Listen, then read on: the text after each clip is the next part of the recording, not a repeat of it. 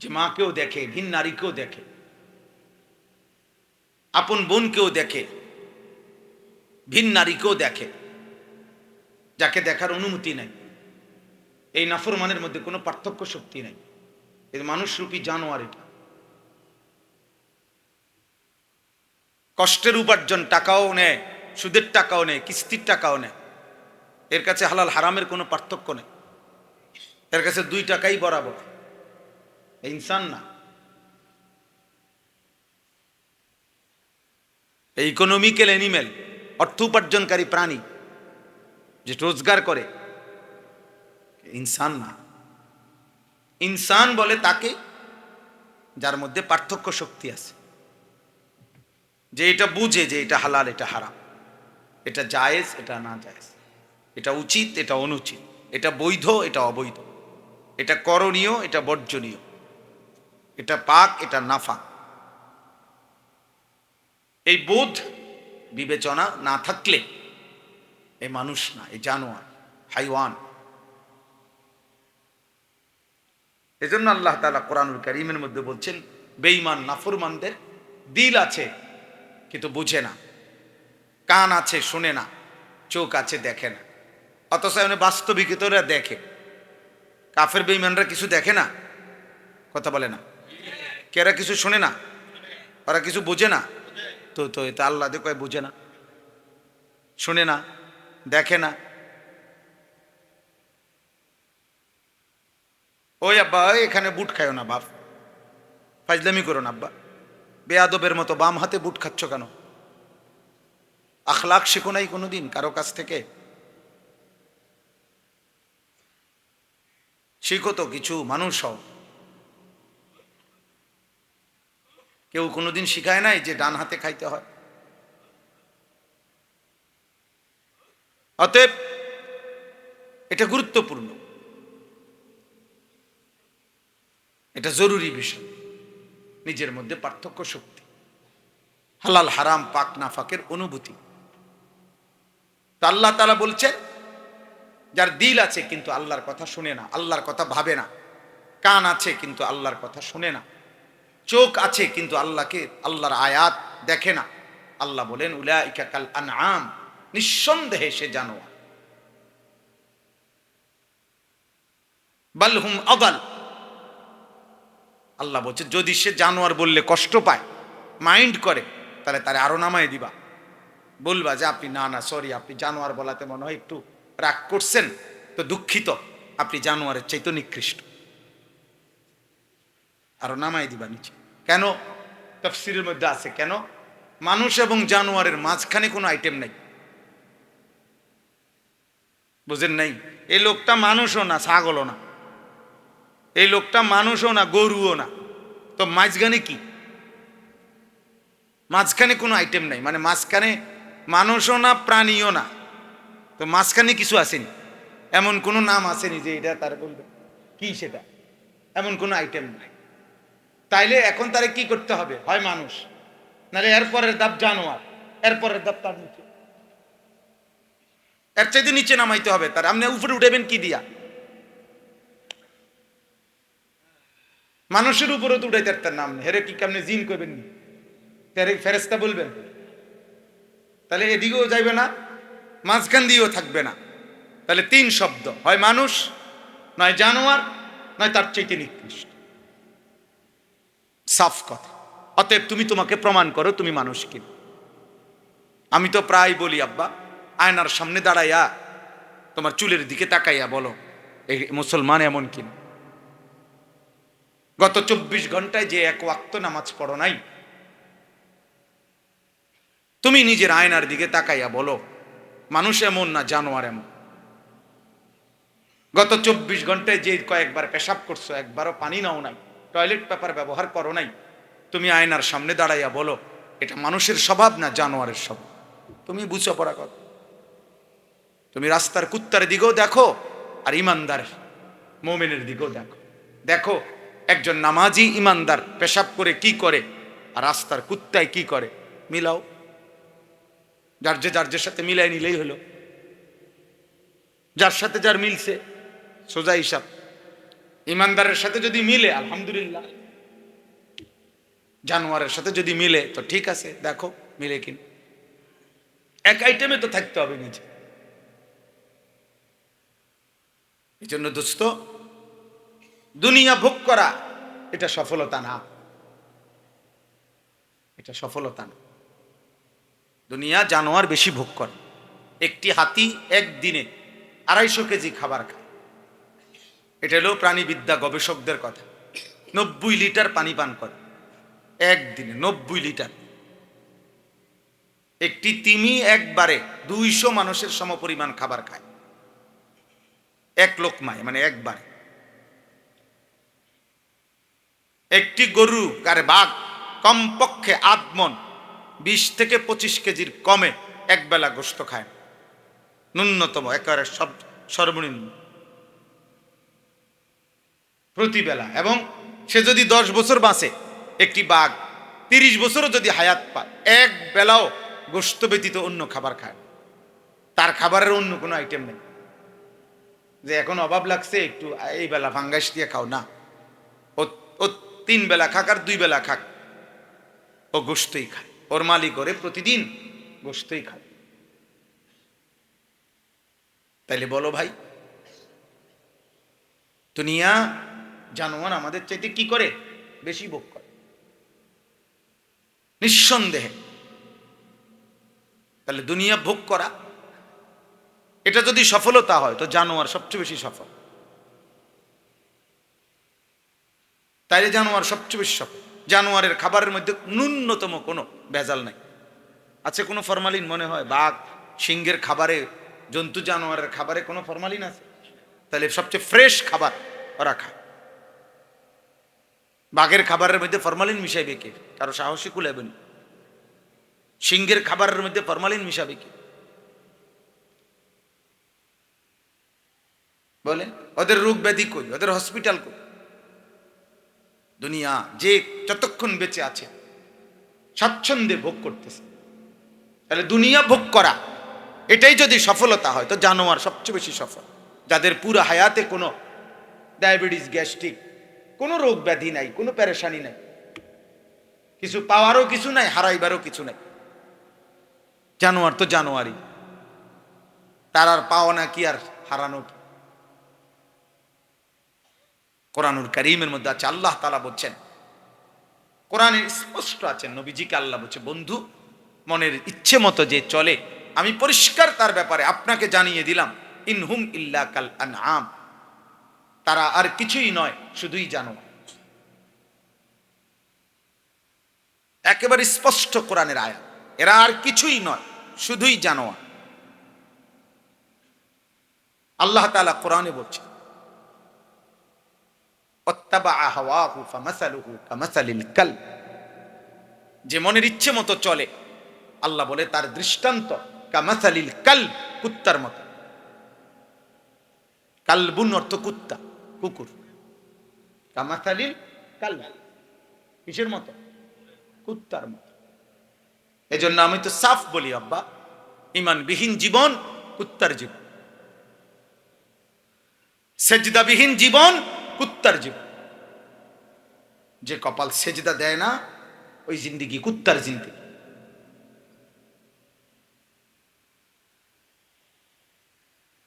জানোয়ারের জীবন, হাইওয়ানের জীবন। ভাত খায়, পেশাব করে, পায়খানা করে, যৌন চাহিদা পূরণ করে, নারী, ছবি, অস্থির দৃশ্য। হালাল না হারাম?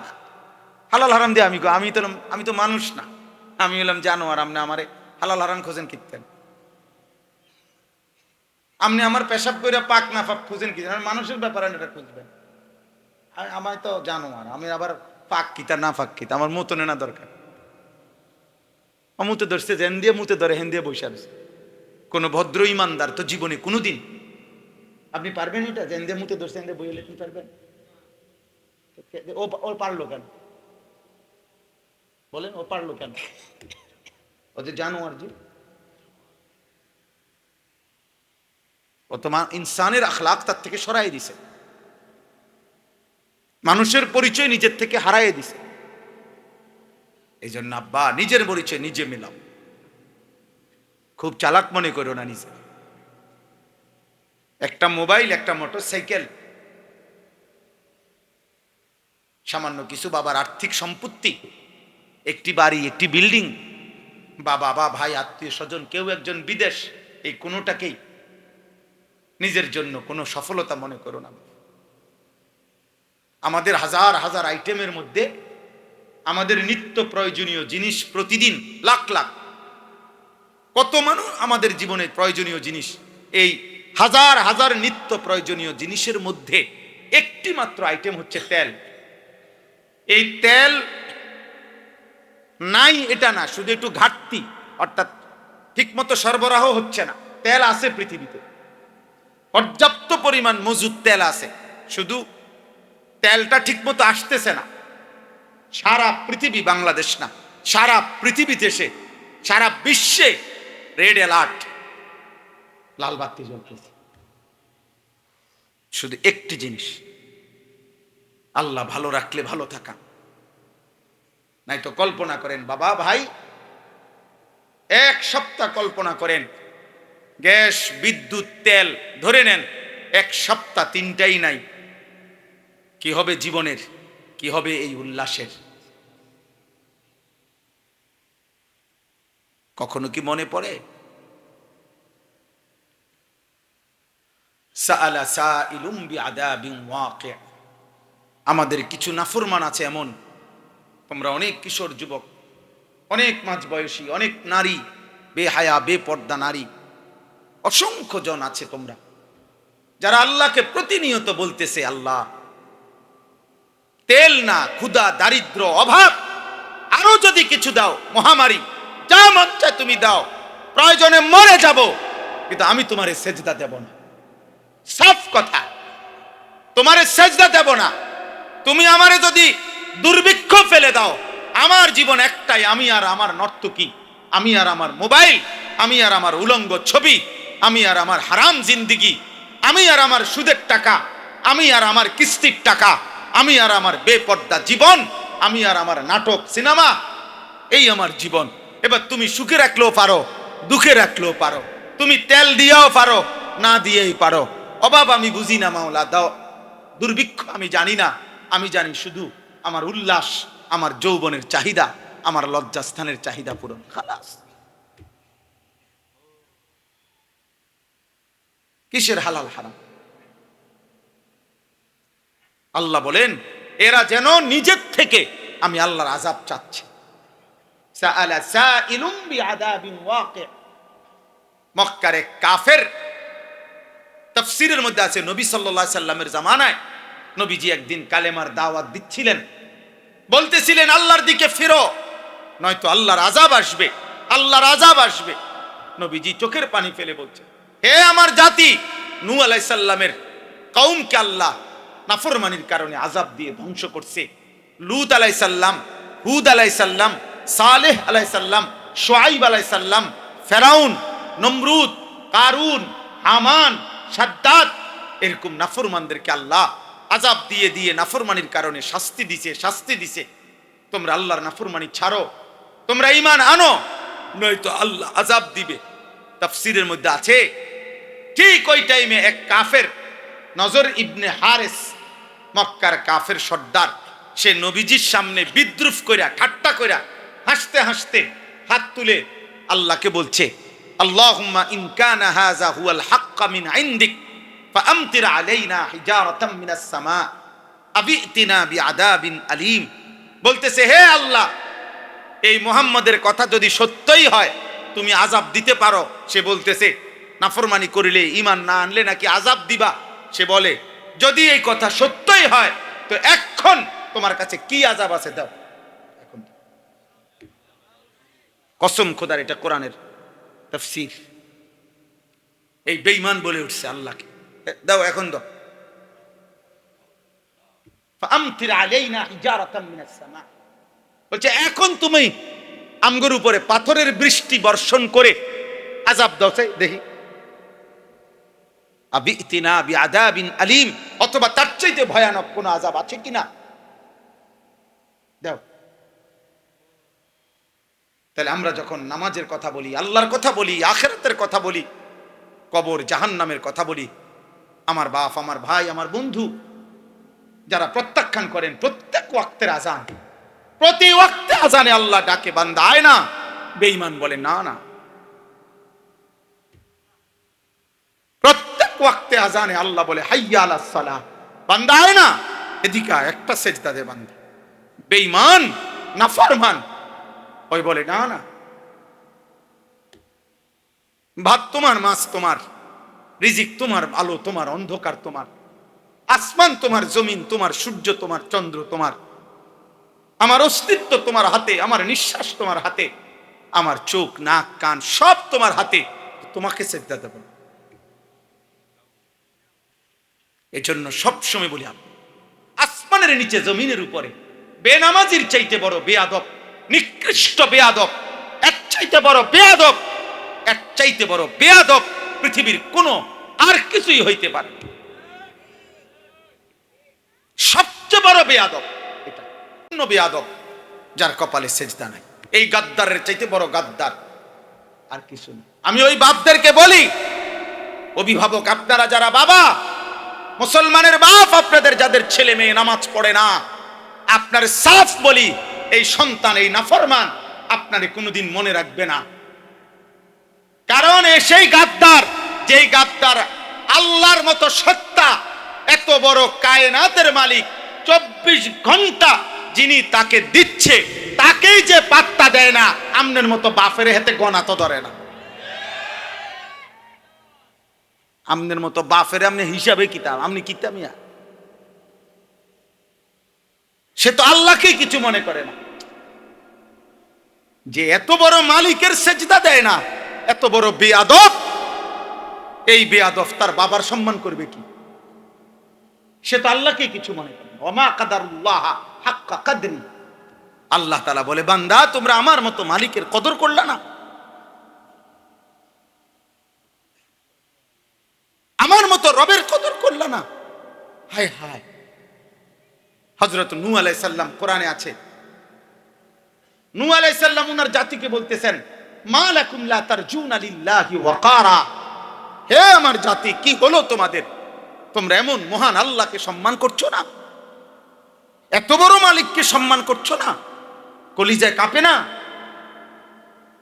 বলো না ভাই, একটা ভাই বলো, একজন বাবা বলেন, 365 দিনে, খোদার এক বছরে যে কোনো দিন, একদিনও একটি বছর গেছে যে কোনো দিন ফজরের নামাজ পড়ে নাই, এই নিকৃষ্ট মানুষরূপী জানোয়ার এটা মুসলমানের সমাজে থাকে কেমনে? মুসলিম পরিবারে ঘুমায় কেমনে? ভেবে দেখেন, একদিনও পড়বে না নামাজ। 365 দিনের একটা বছর গেছে, এই হাইওয়ান একদিনও নামাজ পড়বে না। আমাদের কি মনে হয় বিষয়টা? আহা, সে কেমন মালিক ভুলে গেছে, বলছে যে বলছে আজকে কতদিন ভুলে গেছে।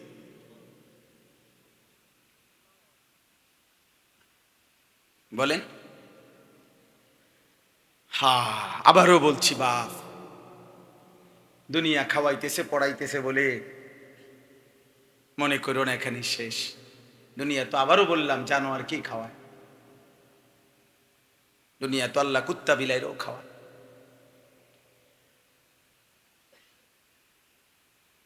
হ্যাঁ, যৌন চাহিদা তো জানোয়ারেরও পূরণ নয়। কুকুরের বাচ্চা হয় কেমনে?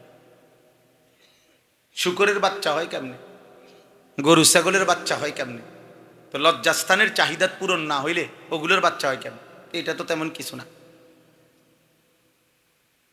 জীবন মানে গোলামি, জীবন মানে বন্দিগি, জীবন মানে আখেরা, জীবন মানে সেজদা, জীবন মানে রবের গোলামি, জীবন মানে মদিনার বন্ধুকে চেনা, জীবন মানে রাসূলুল্লাহ সাল্লাল্লাহু আলাইহি সাল্লামের একটা একটা সুন্নাত অনুসরণ করা। এরই নাম হায়াত, এরই নাম জীবন। বাকিটা পশু, যেটার কোনো মূল্য নাই, কোনো মূল্য নাই। কোরআনুল কারীমের স্পষ্ট আছে সূরা নাবার মধ্যে, কিয়ামতের দিন আল্লাহ তাআলা সমস্ত জন্তু জানোয়ারকে কবর থেকে হাসরের ময়দানে উঠাবেন। উঠানোর পরে আল্লাহ তাআলা প্রত্যেকটা জন্তু জানোয়ারের মধ্যে সামান্য একটু বিচার করবেন। বিচারটা কি?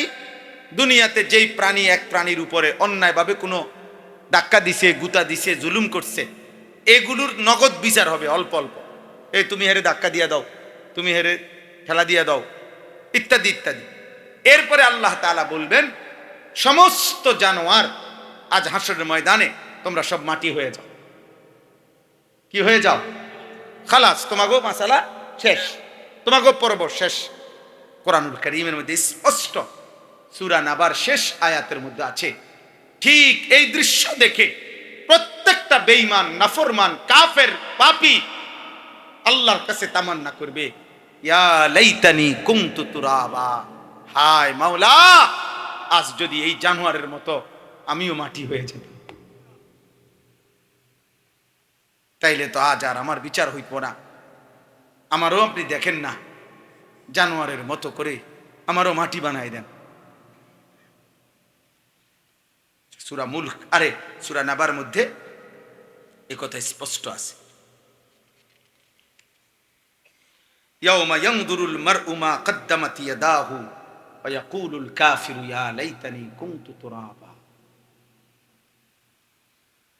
এইখানে আছে 3 নম্বর সূরা আল হাক্কার মধ্যে, ওয়া আম্মা মান উতিয়া কিতাবাহু বিশিমালিহি, কিয়ামতের দিন যার বাম হাতে আমলনামা দেয়া হবে, ফায়াকুলু ইয়া লাইতানি লাম উতা কিতাবিয়া, সাথে সাথে ওই নাফরমান বাম হাতে আমলনামা পেলেই বুঝে ফেলবে, আর চাইবো কি? হিসাব দেখবে কি? আর আমলনামা বাম হাতে দিছে মানেই হলো জাহান্নাম। সাথে সাথে সে চিৎকার দিয়ে আবল তাবল বলতে শুরু করবে, ইয়া লাইতানি লাম উতা কিতাবিয়া, হায় আফসোস, আমার আমলনামা যদি বাম হাতে না দিত। ওয়ালাম আদরি মা হিসাবিয়া, হায় আমি যদি আমার হিসাবের খাতা না পাইতাম। ইয়া লাইতাহা কানাতিল কাদিয়া, হায় এই মুহূর্তেই মৃত্যু এসে যদি আমাকে শেষ করে দিত। মা আগনা আন্নি মালিয়া, আমার কোনো মাল তো কোনো কাজেই আসলো না। হালাকা আন্নি সুলতানিয়া, আমার শক্তি ক্ষমতা তো সব শেষ হয়ে গেল। এগুলো আবল তাবল পাগলের প্রলাপ বকতে থাকবে। আরে দুনিয়ার মধ্যে মানুষের ফাঁসির ঘোষণা দিল, বড় কোনো মামলার রায় ঘোষণা দিল, তো মানুষ হঠাৎ করে ব্রেনে চাপ পড়লে আবল তাবল বলে। আর জাহান্নামের ঘোষণা শুনলে তখন সে এরকম চিৎকার দিয়ে আবল তাবল বলা শুরু করবে। আল্লাহর কসম, আব্বা কোরআন শরীফের আয়াত। তখন সে ছুটাছুটি শুরু করবে।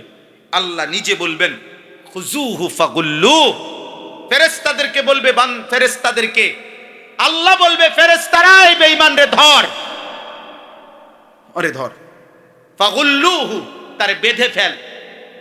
সুম্মাল জাহিমা সাল্লু, অতঃপর বেঁধে জাহান্নামে ছুঁড়ে মার। মার লাথি, একটা লাথি দিবি যেন পোটলার মতো জাহান্নামে গিয়া পড়ে, এক লাথির লগে পালায়।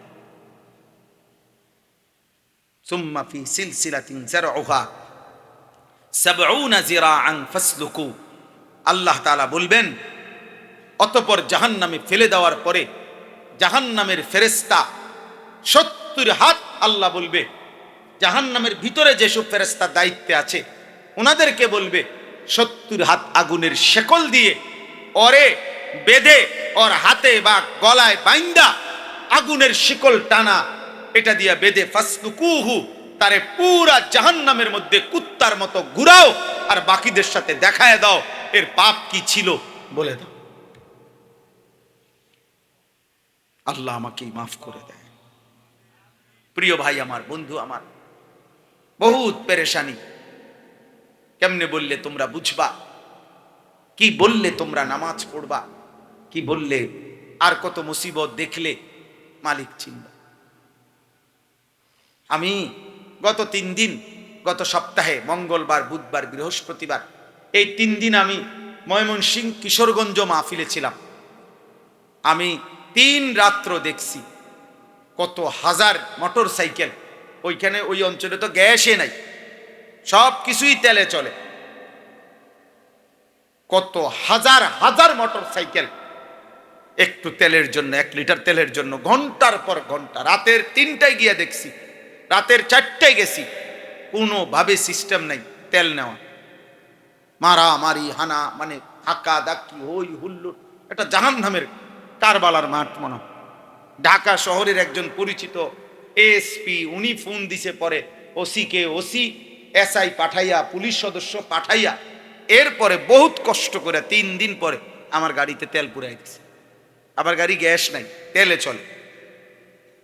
আমার সেদিন মনে পড়ছে, আমি এই কয়েকদিন প্রত্যেক দিন বলতেছি রে আব্বা, ঢাকা শহরে ওইখানেও প্রতিদিন ঢাকা শহরে হাজার হাজার ছেলে যুবক যারা মোটর সাইকেল চালাইয়া ভাড়া মাইরা তাদের ফ্যামিলি চলে, তাদের ছোট্ট বাচ্চার খাবারের লোকমা হয়, বাড়িতে হয়তো মা বাবা চলে। এই যুবকগুলো যদি 3 দিন 5 দিন 1 সপ্তাহ যদি তেল না পায়, এদের ইনকাম কোথায়? এদের 5 বছরের বাচ্চা জিগিয়া যদি বলে আব্বু খাবার কই, এই বাপ কই থেকে খাবার এনে দিবে? বেচারা তো এটাই ইনকাম। মধ্যপ্রাচ্যে যারা আমাদের প্রবাসী আছে, সারা বিশ্বে লক্ষ লক্ষ, বিশেষ করে আরব বিশ্ব, আমাদের লাখ লাখ প্রবাসী, ওদের কাছে খবর নাও বাপ, ওদের হালাত কি? দুবাই ফাঁকা হয়ে গেছে। পৃথিবীর সবচেয়ে, মধ্যপ্রাচ্যের সবচেয়ে ধনী, বিলাসবহুল, সবচেয়ে বেশি আনন্দ উল্লাস যারা করত সেই দুবাই, 160 তলা ভবন যাদের, 110 তলা ভবন, পৃথিবীর সবচেয়ে বেশি দামি পর্যটক ইউরোপিয়ান যেখানে ভিড় করত দুবাই, একটি হোটেলের ভাড়া এক রাত্রে, যেখানে 30 লক্ষ টাকা এক রাত্রে ভাড়াও ছিল, সেই দুবাই মাত্র 1 মাস হয়েছে, এই মার্চ মাসের ব্যবধানে একদম ফাঁকা। তুমি অনলাইনে সার্চ দিয়া দেখো, তুমি লেখো, লিখে দেখো কি কয় দুবাইয়ের হালাত, দুবাইয়ের বর্তমান অবস্থা তুমি দেখো। হাজার হাজার মিলিয়ন মিলিয়ন ডলার প্রতিদিন লস যাচ্ছে তাদের। কি হবে আব্বা? আমাদের এই লাখ লাখ প্রবাসী যদি উপার্জনহীন হয়ে যায়, কি হবে আমাদের দেশের? তাহলে একটা আইটেম তেল শুধু, এইটার একটু বন্ধ, শুধু মানে হরমুজ প্রণালী দিয়ে আসতে দিচ্ছে না, সাগরের একটা অংশ দিয়া, এতটুকুতেই গোটা পৃথিবী নাকানি চুবানি খায় ফেলছে, এলোমেলো হয়ে গেছে, গোটা পৃথিবীর সিস্টেম এলোমেলো হয়ে গেছে। বাংলাদেশ সরকার দফায় দফায়, সরকারের মন্ত্রী পরিষদ পর্যন্ত মিটিং করতেছে, পড়া লেখা, অফিস আদালত, কোনটা কেমনে কি করবে কারো মাথা ঠিক নাই। আমার যুবক, আমার সন্তানরা, আমাদের ছোট ভাই, তোমরা পৃথিবীর এই মুসিবত যাই হোক, তোমরা তোমাদের নারী ছবি, মোবাইল, অশ্লীল দৃশ্য, তোমরা তোমাদের চুল চেহারা, তোমরা তোমাদের আল্লাহর সাথে সম্পর্কহীন, সেজদাবিহীন এক রকমই আছো। পৃথিবীতে কি হচ্ছে কি হবে কোনো ভাবনা। আরে মানুষ তো ঝড় তুফান দেখলো ঘরে আসে, মানুষ তো বৃষ্টি দেখলো একটা জায়গায় দাঁড়া, আল্লাহর আযাব দেখলেও কি একটু দাঁড়ানো উচিত না? বলেন, মানুষ তো ঝড় তুফান দেখলো একটু দাঁড়ায়, যে ঝড় তুফান আসতেছে। না, নাফরমানের কথা হলো আমি থামবো না, বেনামাজির কথা হলো আমি সেজদা দেব না, বেপর্দা নারীর কথা হলো আমি পর্দা করব না, সুদখোরের কথা হলো আমি সুদ ছাড়বো না, হারামখোরের কথা হলো আমি হারাম ছাড়বো না। আমি এমনই থাকবো, তুমি বাঁচাইলে বাঁচাও, না বাঁচাইলে নাই। আল্লাহ আমাদেরকে দয়া করেন, আল্লাহ আমাদের উপরে রহম করেন। আমার ভাই, আমার বন্ধু, আমি মনে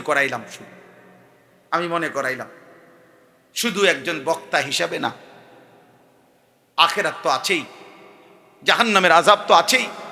আমাদের এই গুনাহ, আমাদের এই পাপের কারণে কবরের আযাব, জাহান্নামের আযাব তো আছেই, কিন্তু দুনিয়ার মুসিবত তো সামনে। সারা পৃথিবীর বিদগ্ধ যারা গবেষক, সবার কথা হলো আগামীর পৃথিবী, সারা বিশ্বব্যাপী ধীরে ধীরে এখন হয়তো আবার থামবে। এই যুদ্ধ তো আরেকবারও থামছে না। আমি যে সময় হজে ছিলাম, গতবার হজের সময়, হজ্জের লাস্টে, ওই সময় তো একবার লাগছিল, তো আবার থামছে, তো আবার এখন শুরু হলো কেন বলেন? তাহলে ধীরে ধীরে এই ধাক্কা ধাক্কা লাগতে লাগতে আগামীর পৃথিবী বিশ্বযুদ্ধের রূপ নিবে। আর আগামীর পৃথিবীর যুদ্ধই শেষ যুদ্ধ। আগামীর যুদ্ধ যেটাই হবে বিশ্বব্যাপী, খোদার কসম, এটা ঈমান আর কুফরের যুদ্ধ। একদিকে সব বেঈমান, একদিকে ঈমানদার।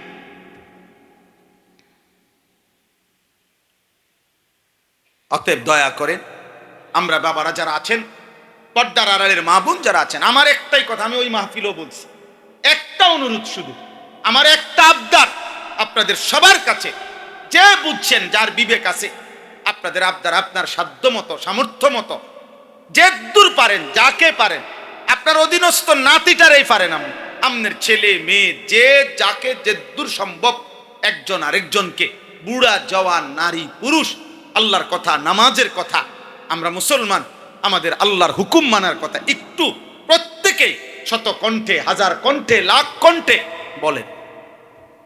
একজন ইমাম সাহেবের উপরে ছেড়ে দিলে হবে না রে বাপ। একজন বক্তা কতক্ষণ বলবে? আমি একজন মানুষ, মনে করেন আমি কতক্ষণ বলতাম বলে? আমি এমনি বুঝানোর জন্য বলছি, এমনি বলতেছি। আমি না হয়তো 4 মাসে আমার কাছে মাহফিলের জন্য আবেদন করে রাখছে, কমপক্ষে যদি কম হয় 5,000। আমি খোদার কসম ফুটাঙ্গিরির জন্য বলতেছি না, এমনি বুঝাইলাম। তা আমি কি করবো এগুলো বলেন? আমি হিসাব করছি 4 মাসে মাহফিল দেওয়া যায় কমপক্ষে 200 বা 220টা সর্বোচ্চ। কিভাবে সম্ভব বলেন? তাহলে আমি একজন ইমাম সাহেব, একজন বক্তা, একজন হুজুর, সবাই আমাকে 2-4 জনের কান্দে তুলে দিলে তো হইতো না। আপনি দাদা বুঝি বৈশা বৈশা বাবা, আপনি ছেলেটার বাপ, আপনি বুঝি সারাদিন বিড়ি খাইয়া, আপনি বুঝি এই চা দোকানে গল্প করতে করতে শেষ করে দিবেন জীবন। আপনার নাতিটা নামাজ পড়বে না? আপনি মুসলমান বাবা মা ঘরে ঘুমান, আপনি কি একটু চেষ্টা করলেও ফজরের নামাজে আপনি উঠাইতে পারতেন না বুঝি? আপনি কি কোনো চেষ্টা করতেন? বলে হুজুর শুনে না। আরে শুনে না তো 100 বছরও যদি না শুনে, কেউ যদি আল্লাহর কথা বলার পরে না শুনে, তা আপনারে বলতে নিষেধ করছে, বলা বন্ধ দিতে বলছে, এটা আপনারে বলছে কে? কথা আমার বুঝেন নাই? আমি মনে করেন আজকে 22 বছর আলহামদুলিল্লাহ আল্লাহর দয়ায়, আল্লাহর দয়ায় 2-4 শব্দ বলার তৌফিক আল্লাহ দিছেন। আজকে 22 বছর চলে আমার এই ওয়াজের জীবন আলহামদুলিল্লাহ, 2004 সাল থেকে। তাহলে এই 22 বছরে আমি যদি হিসাব মিলাই, যে বলতেছি তো কই সবাই তো বদলাচ্ছে না, কাজে আর কত কইতা বুঝতে লাগে, এটারই কথা। তাহলে কেউ শুনে না, মনে করেন আমার স্ত্রী, আমার ছেলে, আমার মেয়ে, আমার পরিবার শুনে না, নামাজ পড়ে না, কেউ 1000 বার বলার পরও কেউ পড়ে না। এখন আমারে কেউ যদি না পড়ে, আমার বলা নিষেধ বা আমার আর বলার দরকার নাই, এই সিদ্ধান্ত আপনারে দিল কে? আমার কথাটা বুঝছেননি আপনারা? তোমরা ছেলেরাও বাপ, হাত জোর করে বলি, কবর আছেই সামনে, জাহান্নাম সামনে, সে তো আছেই। আগামীর পৃথিবীটাও নিজেদের পৃথিবী, নিজেদের বেঁচে থাকা তোমরা এমন অনিরাপদ বিপদের ঝুঁকিতে ফেলো না, কষ্ট পাই বাবা। বললাম প্রিয় বন্ধু, প্রিয় ভাই, বললাম তোমরা খুব বেশি মাতবরি করতেছ, বিশেষ করে তোমরা এই জেনারেশন খুব বেশি অহংকার করতেছ। এই বর্তমান প্রজন্মের তোমরা যাদের বয়স 14, 16, 18, 20, 25 বছর, তোমরা বেশি বাড়াবাড়ি করছো। তোমরা মোবাইলটা নিয়ে পাগল হয়ে গেছো। তোমরা নারীর মধ্যেই জীবনের সব সুখ খুঁজতেছ। তোমরা ছবি আর জিনা ব্যভিচারের দৃশ্য আর অসভ্যতা আর অশ্লীলতার উলঙ্গ দৃশ্যের প্রতি জীবনটা তোমরা ওয়াকফ করে দিচ্ছ। এটা ঠিক না বাবা। এটার একটা ক্ষতিকর, চূড়ান্ত, দুঃখজনক পরিণতি অচিরেই তোমার উপরে হোক অথবা তোমার পরবর্তী জেনারেশনের উপরে হোক, হবেই হবে। আমরা কিতাবে পড়ছি পূর্বপুরুষের দোয়া কোরআনে আছে, আমাদের দেশের কথার প্রচলনের মধ্যে আছে। কেউ যদি দিনদার হয়, কেউ যদি আলেম হয়, কেউ যদি নামাজি হয়, তো মানুষ বলে তার বাপদাদা পূর্বপুরুষের দোয়া ছিল। পূর্বপুরুষের নেক আমল পরবর্তীদেরকে ভালো হতে সাহায্য করে। পূর্বপুরুষের বদ আমল পরবর্তীদেরকে নাফরমান হইতে সাহায্য। আজকে যদি আমাদের পূর্বপুরুষ দোয়ার বরকতে অনেকে নামাজি, কিন্তু তোমাদের জেনারেশন, তোমাদের হাতে, তোমাদের পরবর্তী জেনারেশন কি হবে বলো ভাই? 365 দিনে যে কোনোদিন 5 ওয়াক্ত নামাজ পড়লা না, আল্লাহ চাহে তো 25 বছর বয়সে, 28 বছর বয়সে তুমি বিয়ে করিলে, আল্লাহ দিলে তোমার একটা সন্তান হইলে, তো ওই বাচ্চাটা একটু বুঝের হইলে ও কি করবে? ও কেমনে আল্লাহ চিনবে? ও নামাজ চিনবে কেমনে? আল্লাহ আমাদেরকে বিবেক দান করে, আল্লাহ আমাদেরকে বুঝ দান করে। অতএব আমি এই কথা মনে করাইলাম, কবরের আযাব, জাহান্নামের আযাব সেটা তো আরো ভয়ানক। দুনিয়ার এইটুকু পেরেশানি, তেলের পেরেশানি, খাবারের পেরেশানি, ক্ষুধার কষ্ট, অভাবের কষ্ট, এটা যদি হয় এমন নির্মম, তো আখিরাত, জাহান্নামের আযাব, কবরের আযাব বলে। এই কথাটাই এবার চলেন এই আয়াতগুলো তর্জমা শুনেন, তাহলে এই কথা শেষ। আমি প্রত্যেককে মনে করাই দিলাম, গুনাহ ছাড়তেই হবে নিজের প্রয়োজনে, আমার প্রয়োজনে, আমার বিবি বাচ্চা, আমার সন্তান, আমার আগামীর বংশধরের জন্য আমাকে গুনাহ ছাড়তে হবে, আগামীর পৃথিবীতে বেঁচে থাকার জন্য নিরাপদে। আল্লাহ বলছে, মা আসাবাকুম মিন মুসিবাতিন ফাবিমা কাসাবাত আইদিকুম, তোমাদের উপরে যত মুসিবত আসে সব তোমাদের গুনাহের কামাল। তাহলে এটা দুনিয়ার মুসিবত বলছে। দুনিয়াতে তোমাদের উপরে ঝড়, ঘূর্ণিঝড়, বন্যা, মহামারী, জলোচ্ছ্বাস, মহামারী, অসুস্থতা, বড় তক বড় বিপদ আপদ, পেরেশানি। হযরত হাসান বসরি রাহমাতুল্লাহ আলাইহি তাফসীরে আছে, উনি বলতেন কারো গৃহপালিত পোষা গরু, ছাগল, ভেড়া, বকরি, হাঁস, মুরগিরও যদি কোনো রোগ হয়, অ্যাক্সিডেন্ট হয়, উনি বলতেন খোদার কসম এটা ওই ঘরওয়ালার, ওই বাড়িওয়ালার, ওই ফ্যামিলির মানুষদের গুনাহের কামাল। কারণ জানোয়ারের কোনো গুনাহ নাই, গরু ছাগলের কোনো গুনাহ আছে? গুনাহকার আমার, গুনাহকার আমার, আমার গুনাহকার বলেন আমার গুনাহ, আমার গুনার কারণে আল্লাহর সৃষ্টি পর্যন্ত কষ্ট পায়, চতুষ্প জন্তু পর্যন্ত কষ্ট পাবে। এজন্য কোরআনুল কারীমের মধ্যে আল্লাহ তাআলা বারবার বলছে, বান্দা গুনাহ ছাড়ো। আল্লাহ ঈমানদারকে বলছে, কু আনফুসাকুম ওয়া আহলিকুম নারা, তুমি এবং তোমার পরিবারের সদস্যদেরকে জাহান্নামের আগুন থেকে বাঁচাও। তো দুনিয়াতে জাহান্নামের আগুন থেকে বাঁচাও, দুনিয়াতে তো জাহান্নামের আগুন জ্বলে না, জাহান্নামের আগুন তো জাহান্নামে। তো আমারে যে বললো জাহান্নামের আগুন থেকে বাঁচাও, মানে গুনাহ থেকে বাঁচাও। কিসের থেকে বাঁচাও? গুনাহ থেকে বাঁচাও, গুনাহ থেকে বাঁচাও, গুনাহ থেকে বাঁচাও। ওয়াদারু যাহিরাল ইসমি ওয়া বাতিনা, আল্লাহ বলে প্রকাশ্য গুনাহ ছেড়ে দাও, গোপন গুনাহও ছেড়ে দাও। আল্লাহ বলেন ওয়ালা তাকরাবুল ফাওয়াহিশা মা যাহারা মিনহা ওয়া মা বাতান, আমার বান্দা অশ্লীলতার গোপনেও কাছে যেও না, প্রকাশ্যেও কাছে যেও না। যা গুনাহ, নারী, ছবি, জিনা, ব্যভিচার, হারাম, অশ্লীলতা, নাচ, গান, এই সব কিছু বেহায়াপনা, মদ, জুয়া, সুদ, কিস্তি, হারাম, এগুলা কবিরা গুনাহ। নবীজি বলছেন, আমি নিজে তাফসীরের মধ্যে পড়ছি, আল্লাহর নবী বলছে যে মদ পান করে অথবা যে ব্যভিচার করে, জিনা করে, কোন নারীর সাথে হারাম সম্পর্ক করে অথবা নেশা করে, নেশাখোর, এই যে গাঁজাখোর, কুত্তাখোর, বাবাখোর, ডাইলখোর, এই হারামখোর, আল্লাহর নবী বলছেন কসম আল্লাহ, একটা ছেলেও শোনো, আল্লাহর নবী বলছে যে নেশা করে অথবা যে জিনা করে, আল্লাহর নবী বলছেন আল্লাহ তাআলা নাজা আল্লাহু মিন কলবিহিল ঈমান কামা ইয়াখলাউল ইনসানু আল কামিসা মিন রাসিহি, আল্লাহ তাআলা ওই নেশাখোর অথবা জিনাখোরের কলিজা থেকে ঈমান এভাবে টেনে বের করে ফেলে, মানুষ যেমন গায়ের জামা শরীর থেকে খুলে ফেলে। বুঝেন নাই? গায়ের জামা যেমন কি খুলে ফেলে, নবী সাল্লাল্লাহু আলাইহি সাল্লামের বিশুদ্ধ হাদিস। নেশাখোরের কলিজা থেকে আল্লাহ ঈমান খুলে ফেলে। আল্লাহ যেন বলে মদের ইয়াবা ট্যাবলেট, মদের বোতল, নেশার বোতল নিলা, বেঈমান এদিকে ইমানটা দিয়ে দে, যা এবার নেশা কর। নারীর সাথে হারাম সম্পর্ক, এই নাফরমান তোর ইমান দিয়ে যা, যা এবার উলঙ্গ হওয়ার ব্যভিচার কর, যেটা মন চায় কর, যা। আমি আমার পবিত্র ইমান আমি রেখে দিলাম, যা এবার যা, যা জানোয়ার, এবার যেটা মন চায়। বুখারীর হাদিস, মুসলিম শরীফের হাদিস, নবীজি বলছে লা ইয়াজনি জানি হিনা ইয়াজনি ওয়া হুয়া মুমিন।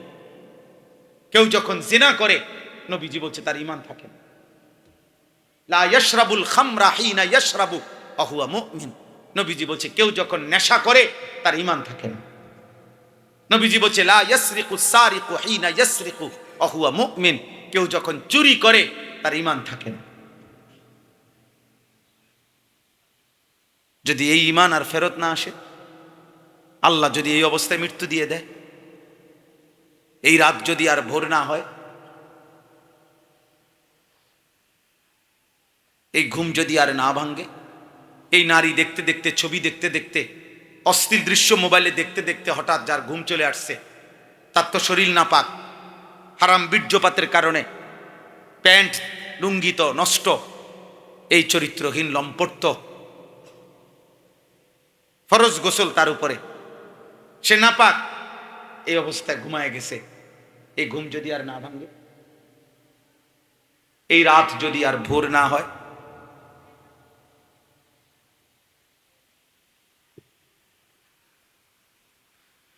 আল্লাহ আমাকেই মাফ করে দেন। ইয়াওয়াদ্দুল মুজরিমু লাউ ইয়াফতাদি মিন আযাবি ইয়াউমিইদিন বিবানিহি ওয়া সাহিবাতিহি ওয়া আখিহি ওয়া ফাসিলাতিহি আল্লাতী তুবিহি ওয়া মান ফিল আরদি জামিআন সুম্মা ইউনজিহি।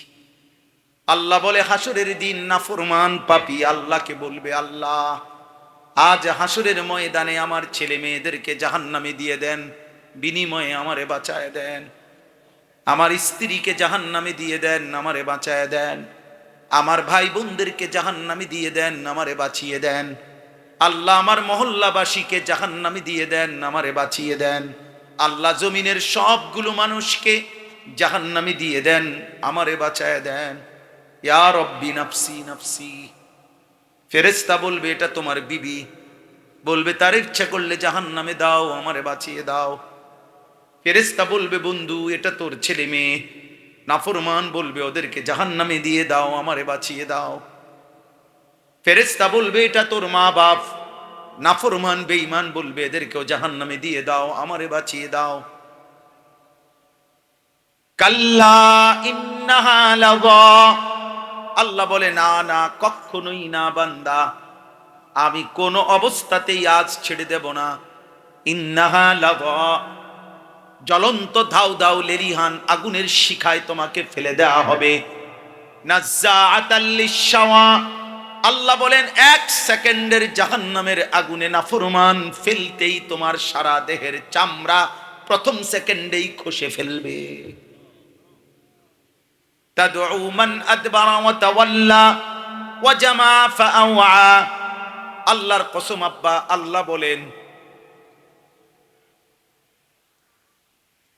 আই কারি